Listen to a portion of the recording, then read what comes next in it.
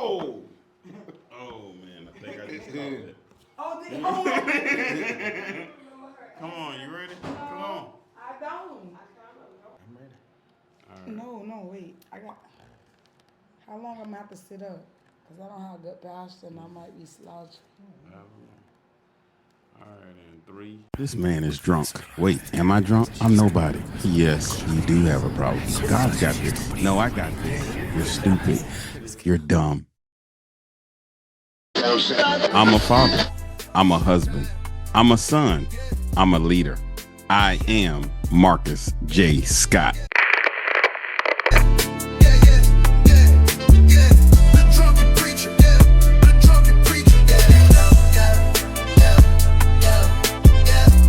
I'm Marcus J. Scott, author of The Drunken Preacher, here to encourage critical thinking, social awareness, advocate growth, resilience, provide hope, and help you find faith. Welcome to another edition of The Drunken Preacher Podcast. I'm Marcus J. Scott, and I got a special one for you today. I got my brother and my sister on the podcast, so we just gonna chop it up a little bit. Marla Janine and Marlon Jerron on here with their brother. I'm the oldest. Man, how y'all doing today? I'm fantastic, man. I'm doing good. How about you? I'm here. You here? I'm hanging on. You was on with me the very last time you came on. Like one of the first guests, I think the first guest. Yeah, I was gonna say the first one. First guest. Yeah. So now that you both are here, I just gotta ask, how do you feel seeing me now, like doing the stuff that I'm doing, writing a book, speaking, all the different things? Like, how does that make you feel? We don't talk about feelings a lot.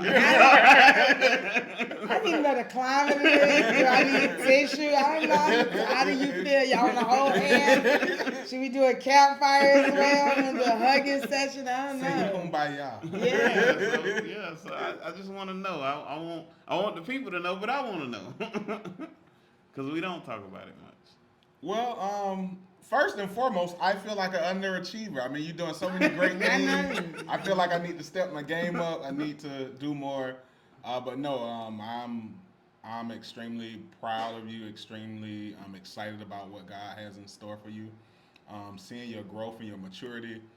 You've always been my big brother, and I felt like I've always followed behind you. I felt like, if anybody could do it, Marcus could do it. Yeah. And so, big brother status, And so I'm just excited to see where God takes you and just to continue to see the growth and the elevation. Yeah, that's crazy because, I mean, hearing you say that, she said it the last time she was on, like saying that I could do anything is crazy because sometimes I don't feel like that, but then sometimes I actually have this mindset, I don't have a choice because I got to do it for the rest of my family. Like, I got to, like, put us on this next level status.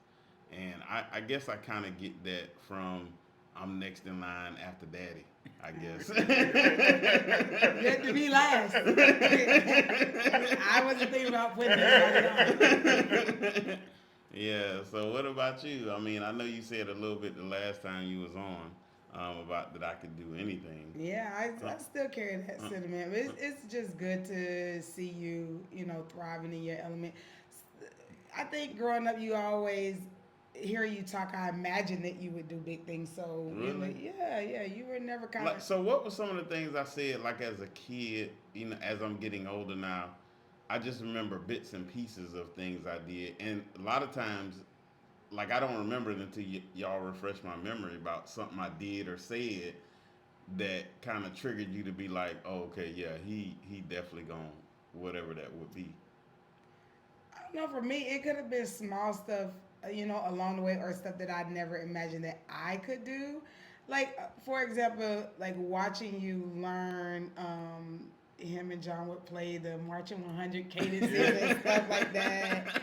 You know what I'm saying? Or master the little beat machine and master just small stuff. He could fix a lot of stuff like MacGyver too. He would like to tickle it, and then I was like, man, I never would know where that little part goes. So just small stuff, but imagine him, always having big dreams. And then when you had your show where you would interview the famous people, Oh who was yeah, on, yeah, yeah. so I just imagine that you would always do something great or be great. So just Wow. watching you kind of live that out is Wow. What was some of the things you saw? Yeah, pretty much the same thing. I've always saw you as a leader, as one who was always willing to do something first, yeah. willing to step out there, at least try, give it your best, give it your all. Whether we were driving go karts, riding bicycles, whether he was trying to fix something, put something together, like Marla said, with the drum pad, you and Yeah. John, and then even if it was in high school, starting a storm out or a march out, I wouldn't give too much, but Give too much. Yeah. Nah, this is what we just on here talking. Give too much. I know what you're talking about with that. It was so crazy. I was I think I was the section leader, percussion section leader at the time, and I think I was either the president or vice president of the band. And I remember the instructor was like, "Nah, you can't do something." They wouldn't let y'all gyrate. he wanted to be the marching ranger so bad, and you went to at that time a very prestigious. You were not gonna gyrate. Oh, I remember. Yeah, I was trying to follow the marching 100, and he wouldn't let us do some moves, and I was mad, and yeah. So I remember that I walked out. I did not expect half the band to walk out with me. A bunch of kids apparently want to gyrate. Yeah, and man, it's funny because I was at that game, and I remember as you came down the stairs, came out of the bleachers, and some of the other band members were coming back from the concession stand, like, hey, Marcus, where you going? Man, they tripping. I'm not playing. Man, Marcus ain't playing. I'm not playing either. And they literally started to, take off their uniform. Take off your robes. Take off your robes. Right then and there at the stadium. And so it made me think, man, my brother has that much power here at this school, man. He's definitely great. He's everything I thought he was. But even stuff like that, like when we were younger, going to the mall and stuff, people would, always recognize me. Hey, you're Marcus' brother. Hey, I know you from somewhere. And it was just like you've always had that leadership quality. You've always had that, that standout quality about yourself. And so I always felt that you would be great. And so I think you took the long way to get there. But hey, we all do, right? Yeah. I mean, speaking of, so we talked about all the greatness. So, and I kind of hit on with both of you when I shared, so we'll just talk about it together. Like, so how did it affect you? And I know we talked about it last, when you saw me start to take that plummet of depression, the drinking, and going through the inner struggles that I was going through. And I know both of you, there were times where that I remember I knew you guys loved me, wanted to help, and I could even feel sometimes it's like, well, I want to help, but I don't know what to do. So how did you feel throughout that entire process? Because it was a long time of the up and down for me. For me, it was challenging. It was difficult because having the thought of my big brother, my oldest brother, in my head, because I always saw you as being great, I felt like, hey, this is something that you could beat, but I felt like, I don't know, I just felt like you just weren't. I didn't know why. I didn't really understand it. And so trying to encourage you, I'm thinking that I'm helping and I'm trying to help, but you're right. It got to a point where it's like, I don't know what to do. I'm trying to be encouraging. I'm, trying to, give help, provide help. I'm trying to, I'm finding liquor bottles. I'm pouring alcohol out, that kind of stuff. And I just got to a point where it's like, I don't know what to do. I don't know how to help. How can I want to help, but I don't know what to do. And so, yeah, there were times where it was extremely frustrating. Um, but, you know, I just had to continue to pray. And Yeah. that's the way we were raised. Yeah. I felt like I couldn't give up, but I didn't know what to do. And so I turned to the only thing I knew how to do, which is just pray. Yeah. And that's it. That's Yeah, I mean, so a big part on my end was some of the things that caused me to go down even deeper was I felt like I was letting my family down because I couldn't beat it or because I was struggling with it. And so that like at times made it worse. And obviously the enemy tries to, the one of the ways he gets with us is in our mind, right? Yeah. And it starts, having you double and triple guess yourself, put all these thoughts in. It's kind of like, well, you you said this, but is it really like this? I always think about how he didn't make Eve do anything. He started having Eve second guess herself about what God actually said, right? Yeah. Well, did he really say? Yeah. Now you second guessing like, huh? What? Well, I don't. And so a lot of it was that, and it at times made it just really bad or worse for me because those times when I felt like, okay, I'm coming out of this, I was like, man, I just let my whole family down. yeah. So, I mean, so with that said, from the support standpoint, how would you tell people who have somebody who is struggling with something how to deal with it? I know we say pray, Yeah. but what are some practical, actual physical things that you guys did besides that? I talked about it on our episode with you and I together. So go watch that episode. Did I do it right? But I will. I just want to reiterate. I think having support yourself as the supporter is foundational. It is key. Yes, you need prayer. Yes, you need to be versed, and because we're probably, gonna some churchy people are gonna see this. You need to be versed in the word, not only knowing but being able to apply. You have to be able to, forgive yourself, forgive that person. If you're in a situation where you feel like, some harm is being done against you, or why you can't just help them, what's wrong with you that you just can't help them come out or be better or whatever is in your head.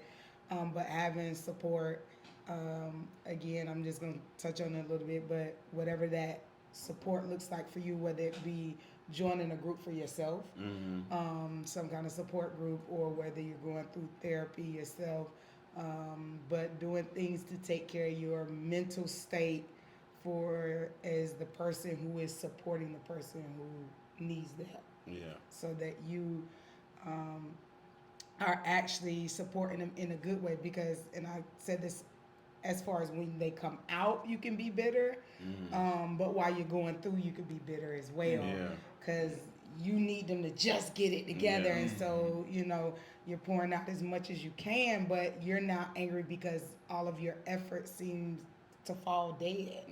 And so you kind of angry at the situation. You can become angry at God, especially if you are in an area kind of like we were.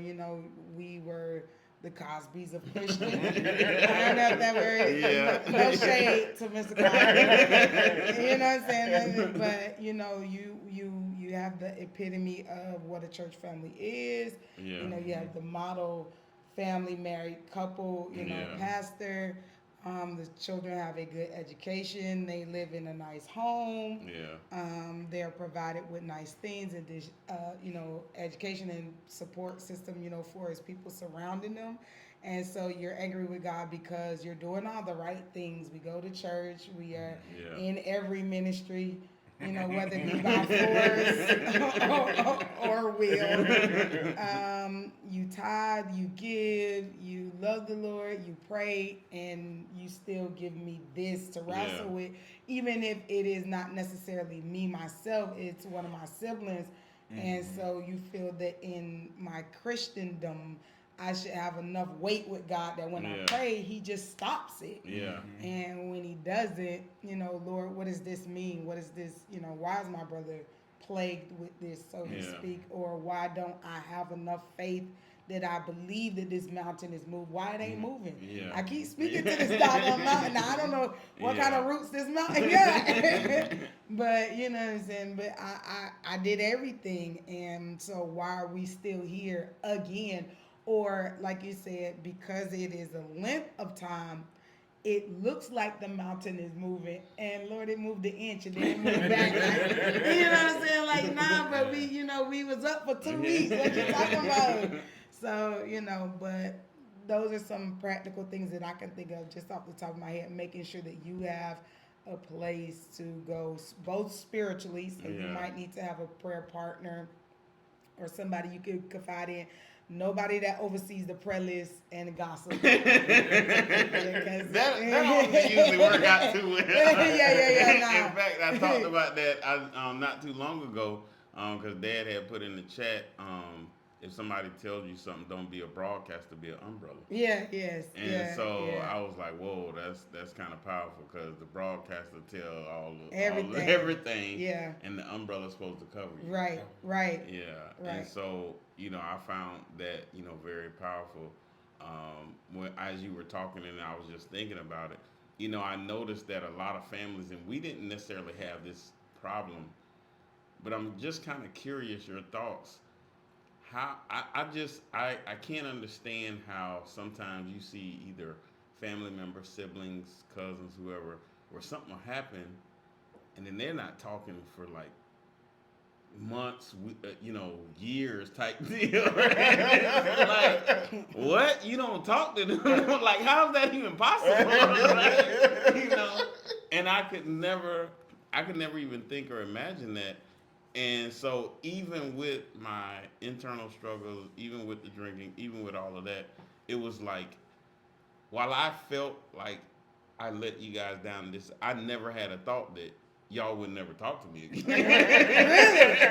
Maybe that perpetuated. Maybe we should say we're going to stop talking to you. Let this be the last time. The last conversation we're going to have. No, I think that just came from my upbringing again, because, and I'm not going to take a dig one way or the other. I just know what I know based on us. I think there's a couple different reasons for that. Maybe in some way that was a support even for you. Maybe that helped. Even if I let them down, they're not going to stop. Side note, this is my ADHD kicking in, disclaimer. I think that's showing the love of Christ as well. Yeah. You know what I'm saying? Yeah. Because he doesn't give up on us even when we're at our worst. So I don't know if that's a principle that our parents just kind of instilled because they wanted us to model that, love of Christ. But as we grew up, all we knew is we were siblings. So I'm not sure that we were allowed to be angry to the point that we couldn't interact or speak, because that was still your brother, but that's your brother. Yeah. But that's your brother, but that's your sister. They stabbed me up, but that's your brother. So put your eye back in. And then, again, I have to fall back on that PK thing. You know some things, or you understand the life that sometimes other siblings from other scenarios don't understand, and so my brothers are going to understand even sometimes more than my friends, because when I say, we going to the club, but I can't die here. What I'm saying? Like, if I get shot, y'all take me down to the 7-Eleven. You know what I'm saying? Like, my brothers will understand that conversation. You are not to die in a random shootout in a club in Tampa where your father is a councilman and or a commissioner and or the chairman and or the bishop. You die at the gas station because you was hit, and that's the story. You know what I'm saying? Like, So, just you guys understanding that they like, even as me explaining, you listen, you clean this up. If I get caught doing the line, move the crack out the way, tell them to come get my body. You know what I mean? Like, so just being able to understand those things, I think that there is kind of a covering or a camaraderie that, we just knew to be the umbrella. Mm-hmm. We just knew to be the broadcast. I mean, even I can think of times where we knew you was drunk and we think we covering it. You know what I'm saying? Like we know you drunk, but we finna let nobody else know you drunk. And, even if we had big, I close your eyes. Yeah. Kind of thing. So we were gonna cover, in something. Well, I don't know if that was, necessarily good or bad, but because you were our brother, we weren't gonna stop talking to you, and we were gonna cover. Yeah, that's good. Man, I tell you, that did. So you said something in that helped me along the way, knowing that you would always be there. Sometimes people who I've talked to that had the addiction issue or something similar to mine, they would say they didn't have anybody. Like they lost their entire family. Some that how they ended up on the street or what have you, that the family gave up or the family just couldn't deal with it anymore. Yeah. And so I at times had like I didn't want to be around because I felt like I ended up being the weight, but I never felt like that you guys gave up. That and so it was like my family's gonna love me. They're gonna pray for me. That at the end of the day, that is one of the things that helped me to never let go. I think I heard you talking to somebody today about hanging on or hang in there. Oh yeah. You say, how you doing? I'm hanging in there. No, you don't have to hang. Jesus already did that. You have to hold on. Yeah. And so I held on to the fact that my family would never give up on me, and so I always thought that was huge. With that said, what have I done recently, in whether it be the book or what I'm doing now, that has encouraged you to do something? What's the something? What seeing me say, okay, well, he just came out of that and now he's doing this. You need to do the opposite.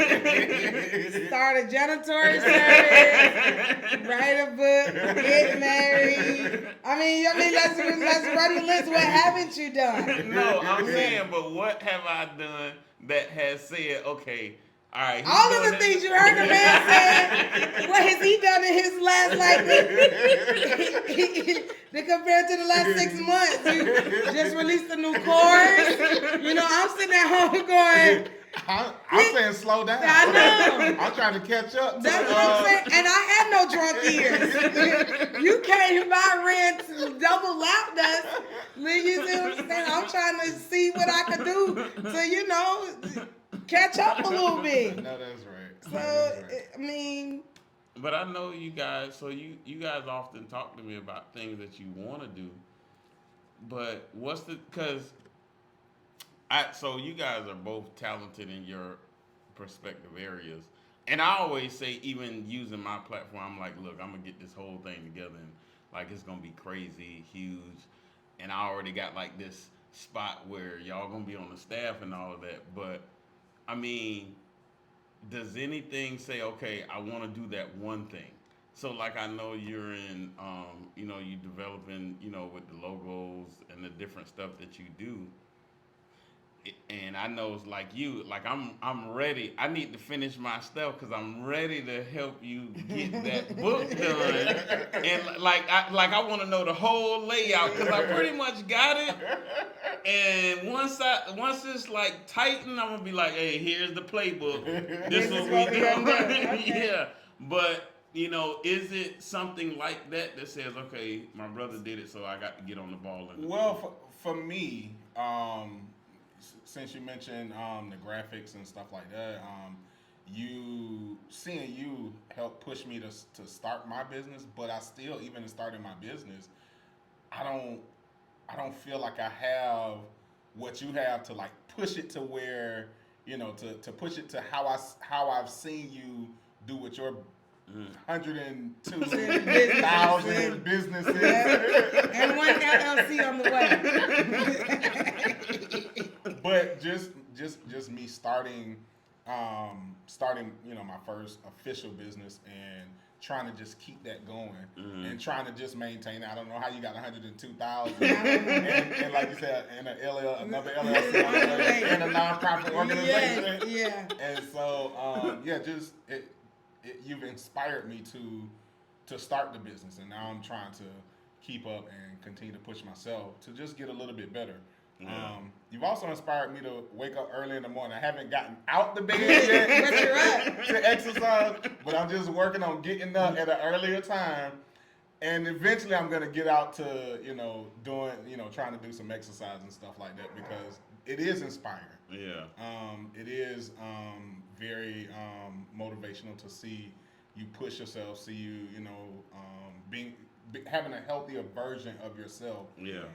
And then not only just doing it from a health and exercise standpoint, but just all throughout in every area of your life. You know, with the consistency, being consistent, even on days where you're hurting, even on days.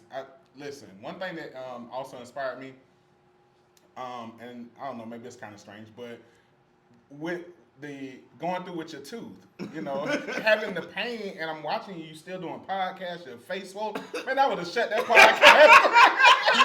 See you next week. Man, this thing, listen. See you next week. I'll be back in 6 weeks. Whenever they approve this, whatever the procedure I need, and I get this taken care of, and I don't have no swelling and no pain.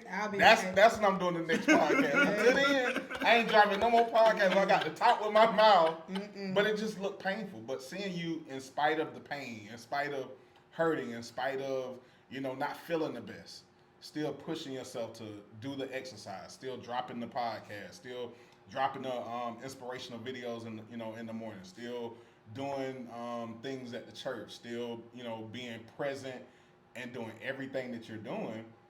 It's inspiring, and so it inspires me to be a better version of myself, to do better. You know what? I can do a little more. All right, let me push myself to do a little bit more. Yeah. Maybe not as much as Marcus, but definitely more than what I've been doing. And so, that's what I see as being inspiring or being something that motivates me. Yeah. So one of the things that actually keep me going, especially now, is making sure that I'm pushing enough to be able to help somebody else. Like God has just put in me that He's given me. He's my strength. Right. So it's not even me anymore. For me to have come out of what I come out of, it's His strength. So God, I'm gonna need your strength. I'm gonna need you to help me. If you want me to do X, Y, and Z, I need your strength. Yeah. And so I've been praying and asking Him for His strength because I'm saying I see you want me to do this because me doing this helps somebody else. And so that's what has helped me to have even the consistency because I actually see it now. Before I was like questioning, and I think I was talking to you about it kind of like now I'm seeing this process thing. I'm like, okay, this is the process. It's in the process. And saying, all right, I see the end too. Like we right there. This is just the process. All right, God. And so those two words that I talked is coming. It's been with me probably the last few weeks now. Is obedience and trust. That's good. Obedience and trust. That's good. Do what He say, obey what He say, and then just trust Him. Yeah. Like that's it. Like that's all you have. And the hardest part is like that's the easiest thing, Yeah, but the yeah, hardest part at the same You said time. like that's it. Yeah. Like if it was easy, we would all be obeying each other. Yeah. But doing that, I wanted to say I do see you pushing yourself a little bit more. Shout out to you for the design of the Oh yeah. One time Yeah. I designed a shirt Yeah. for my cousin. Shout out to I don't even know what's this company. Eddie James Foundation. So it's the James Eddie Mental Health. Foundation. Okay. So it's Jeff, Jef. Yeah. And so I work with Chris, who is the founder and CEO of that organization. And shout out to my cousin. Shout Chris. out to yes, sir. And so he had a vision, and he hit me on the line and was like, "Hey, this is what I'm thinking." And so he came up with, this here. It's not gossip if you tell a therapist. And so that's another thing I want to practice. Going to a therapist and telling people business. I'm not sure that's what therapy's about, but okay, go, yeah. But yeah, so this was a drop from my business. He came to me and I designed the logo, of course, with the things that he had in mind, and so Yeah, so see, that's exactly what I'm talking about. And so you might think that's small, but just That's imagine huge. that's huge, to come to you and say, hey, this is what I'm thinking. And you put thought into actually something that has come about. Yeah. And so that's one thing that God has helped me to see, like if you obey and trust me, the visions that I give you, the things that you see, even the things that you want, we can have them come into play, but that's where it comes in you trusting me. Yeah. So do it the way I say do it, and then just trust me to make it happen. And so to even see that now, and I mean, you've done some other things, but as we talking here, I ain't even think about it until you just said it. It's like, you just developed that. And then you said it, it was something he had in his head. Yeah. And you made it come to fruition. Yeah. That's huge. That's huge. Another part of that is, and not many people do this, but even our extended family, because I know our cousins on our mom's side, the triplets, we're more like siblings than we are cousins. Yeah. But the fact that we can call up somebody and say, hey, I need X, and their business or nonprofit or their organization does for the other person. Yeah. So shout out to Steve. He does all my music for the podcast. Shout out so if you need some music or something, hit me up. I got somebody for you. Hey man, I need this. Hey man, I need that. You the same way, hey man, I need this logo. Hey, I need this flight. Hey, I need this done. Yeah. And it gets done. So even doing business amongst family members, because a lot of people, they'll say, oh, you don't do business with family. You can. Yeah. If everybody's about their business, then you can do business with family members. Absolutely. Yeah. So, but again, that goes back to even our family. I don't see how families can't do that. and because you haven't been in another scenario. As I, walk with, different people and meet people along life, to them, their way of growing up is, I believe, to them it's normal, like the way it is to us. Yeah. But to us, listening to some of that stuff is just foreign. Even like you're saying, your cousins. People say, my cousins, but we're sibling cousins. Yeah. You know what I mean? And so to us, we don't know another way. You know what I'm saying? So it's just the way that it is. But I'm shocked, but I try to have that not shocked look on my face, like, what now? Say again, come again. But it's just the way it is now. I would say there's something that you've done recently. It may not so recently because it's been a while, but it's kind of inspiration to me. I know that, I don't know if I can say this. If it's bad, you just bleep it out. This is raw. So whatever we... How raw we go? Look straight into the camera. Marlon is the golden child for his family. He might not think so because the way his family started, but Marlon don't have, divorce on his record the way that you and I have. You know what I'm saying? So, in the Christendom world. Notice I say Christendom and not in the kingdom. Christendom, no. But Christendom. It's a difference. And I don't want nobody to think these are the words of Christ. Don't come back to me talking about, she said God said. I would not be a false prophet. But in Christendom, that is heavily frowned upon, almost to the point of no forgiveness. Yeah. Like you can't. It's not, almost like no comeback from that. And so just watching you be married and have a blended family and enjoy married life is an inspiration to me. Only because not that Marlon's isn't, but knowing that you've been down that path and that it's possible. I have to say that every step of the way, even when I feel like, okay, well, Lord, this look like this going, on the mat now. On the couch. Don't look like it's getting back up, Lord. We got to get another strike, Jesus. You talking about your strength. You want to come make me stronger. We just going to be weak again, But, just watching you enjoy that, especially knowing, what you went through. Read the book. Oh yeah. Read the book. Yeah. You want to know? It's in the book. You want to know? It's in the book. Read the book. Just kind of how you had to navigate that, and then knowing you are a lover or a giver. You have so much of that to give. To a wife or your wife. I don't want to say somebody else. Marcus out here giving all the wives. He just out here just wives everywhere, just Solomon for everybody. You get a concubine. No, but that's not what we promoting. That's not what we saying. Nobody said that. This time you don't got to throw these disclaimers out here. Nobody's telling you to live just like David.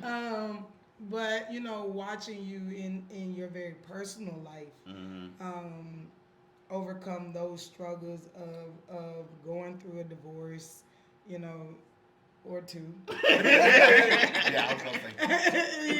I didn't know. Can you say divorces?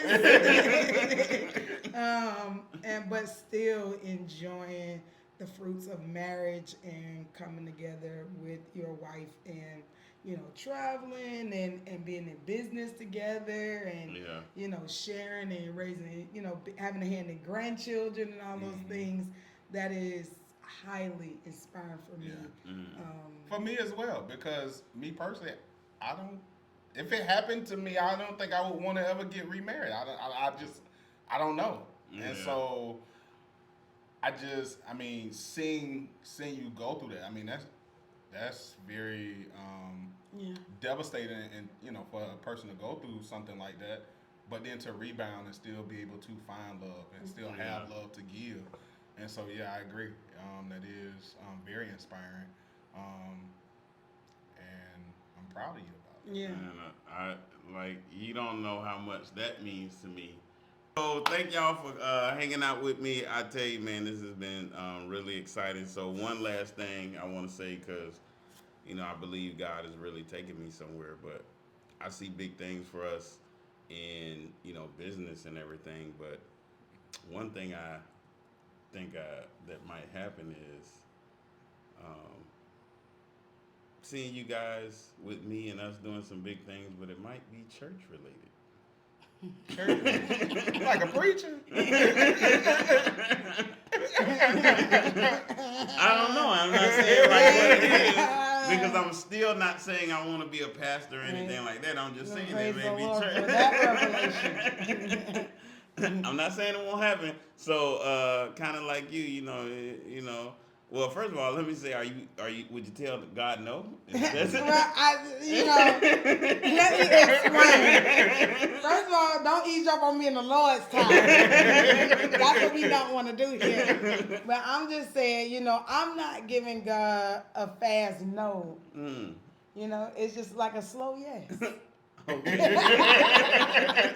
So no, I wouldn't tell the Lord no, but you have many other gifts, talents, and abilities. Let's try the real estate world, the author world. We can go back into the janitor service. You see, try something new. You feeling a little chefy in your heart. Yeah. You could oxtails for Mother's Day. Open a restaurant. Let's just consult the Lord on some of those other gifts. You want to focus on the one talent. I see what's going on. You know, I'm just saying there's some other things out there we should explore. Well, I'm just saying, you know, that there might be some things that, you know, God is opening up the door for us. So, you know, I'm all about, you know, and I learned this from Dad. I love people and I'm about community. And so I just been praying. My prayer lately has been and still is, God, what is my assignment in this season? Right. Well, if you become a pastor, he wants me to just be a member. Yeah. And he wants me to just be an online member. And I'm clear about that in every season. So, okay. I see now. So you saying you telling God? No, I didn't tell. I inquire of the Lord. I don't, you know, if it be in your will, huh? And see, you know, when it comes to the church Christendom stuff, I ask the Lord, just like Jesus asked his Father, if this cup could be passed. Preach it, sister. You know what I'm saying? I always ask if it can be. Yeah. If it can be. You know what I'm saying? I don't want to keep the cup to myself. He did come behind and say what? Well, you know. But that was the word for his son. Right, Jesus. right. My word might be a little different. My cup might be a little more bedazzled. Might be a little different. You know what I'm saying? My cup might need to be our cup. I was just, you know, I want to make sure that I'm hearing. Might be ours. So if there's a church thing involved, it could be. So you have two members already. You up? Look how you starting. And online. You got an online audience and in person. Boy, you ain't even declaring no church yet. So look at there. Look how God is moving in this season. Man, I tell you, and this is the kind of stuff I'm talking about, where we could just hang out, we talk, laugh, and we always have a good time. Yeah. You know, when we hang out, even when, you know, our parents are with us and we're with them. When I just enjoy this time, and for me, it's that get away from the outside world. And I mean, we truly, all of us, you know, Dad, Mom, everybody is truly themselves. Yeah. And man, I really love it. And you know, just like now, sometimes we just can't stop laughing and joking, you know. Yeah. So I really appreciate you guys, man. Anything y'all want to say before we get out of here? I'm Thank proud you for of having both of you Mm-hmm. as my brother. I'm proud of both of you guys. I feel the same sentiments about our family. Thank you for having us on. Yeah, and taking us on your journey. Yes, anytime. You will always be here on my journey. Like I said, I see places and positions for you already. Does any of these positions make more than I currently make? That's for another podcast. Yes, our benefit. Because he said my church, it might be volunteer hours. I can't live on volunteer hours. Listen, I'm going to tell you right now. I can't sell my worldly possessions and take up my cross and follow you nowhere. Because that's what you hear from the Lord. I need you to go again and talk to him because I'm a teacher. Lord, he got the wrong message for you. He didn't hear you clearly, Lord. It must still be some drunkenness. I don't know what Noah's spirit is on his life. But please, Lord, please. Well, that's our time. We appreciate you joining us. We thank you. I thank my brother, my sister for being here with me. I'm Marcus J. Scott. We have Marla Janine and Marlon Jerron here on the Drunken Preacher Podcast. You know how we always end it. Always have a heart of gratitude and the strength to keep moving forward. God bless you. It's your time. Yeah.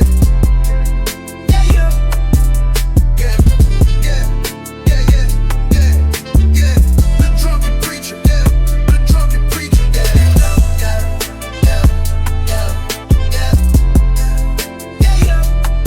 It's your time. It's your time. The drunken preacher. The drunken